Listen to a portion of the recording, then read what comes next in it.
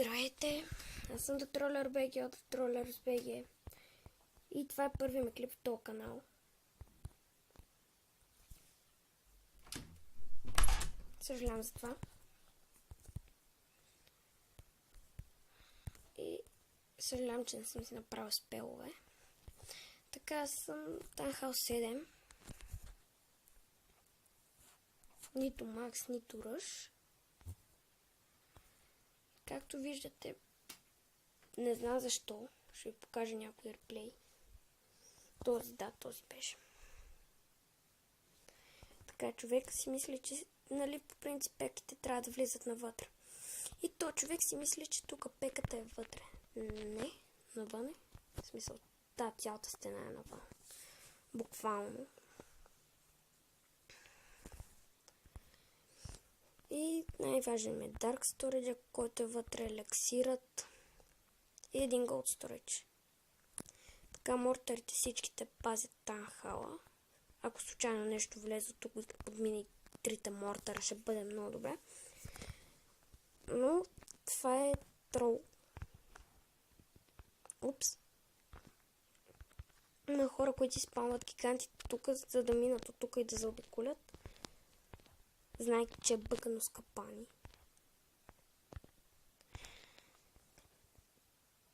Но се тая.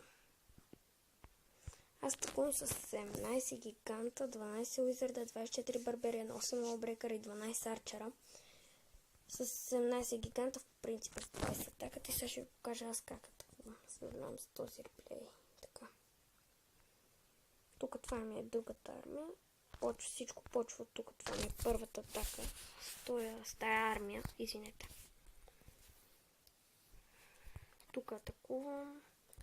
Създавам си. Тук си сирам цялата армия и всичко било отгоре. Но се тая.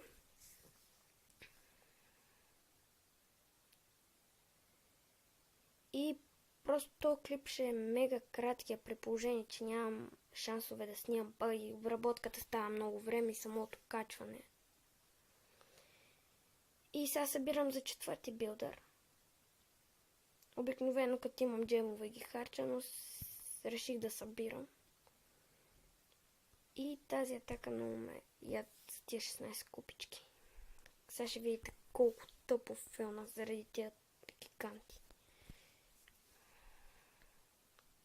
Ето тук. Не бяха гиганти. Уизарди, майко, какъв съд е това. И за малко да му взема Ланстър. На мен ми беше за търка, пък никакъв ресурс не взех. Защото искам да се апдейтна Кинга на следващия левел. Той сега ми е на трети, на четвърти. И после до 20 ще е МК. Така. После да минем към... Отдаем малко елексир, защото сега си го пуснах. Преди това пуснах уизарди в лабораторията. Но да преминем към лабораторията. Да, виждате много ясно, че гоблините са ми на първи.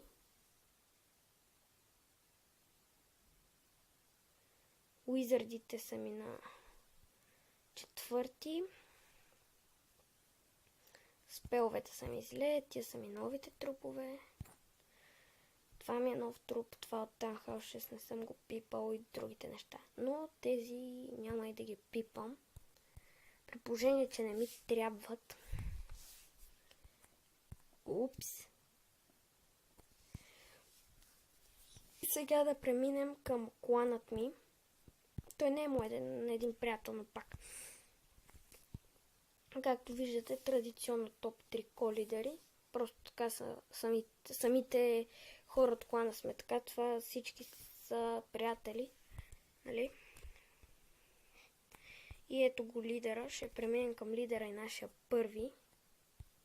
Алексис, лидера от клана. И както виждате, не е ръшнал Танхал 7, аз съм ръшнал. С две Хайдън Тесли на втори. С двата сториджа, с 4-те сториджа, maybe. Да, с 4-те сториджа на кой левел? На 11. И той стана по-късно, затова Мисля, че все още няма. Кинг може да има. Все едно.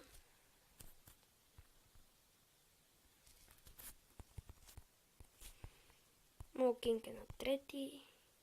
Имам 602 джема. И да преминем. После ще преминем към приятели. Сега казах първият наш клан.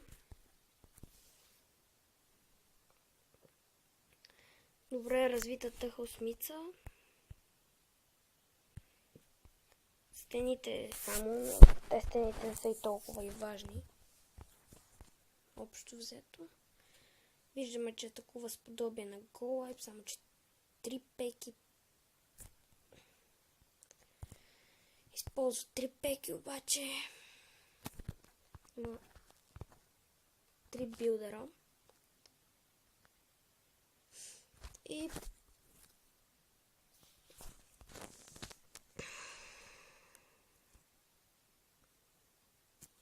общо взето това е. Какво да ви покажа, как атакувам шеф в следващия клип. Клана ни е на 4-ти левел, който иска може да влезе. Ето всичко е тук. Така не се бъркайте от тея, някои ще бъдат кикнати. Както виждате, например, ето този Танхал 5, ръчно Танхал 5.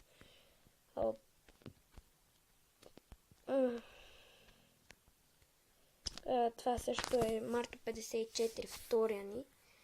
Най-силен и като Танхал, и като единици, и като всичко. Втория ни най-силен. Това е слаби му профил.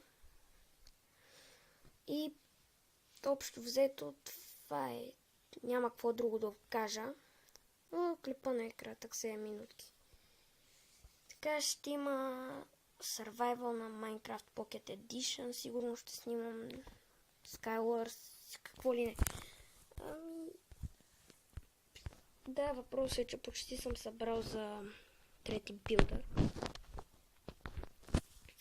Четвърти да е трети. И купил съм си всичко възможно за моя Танхал. Без билдърите.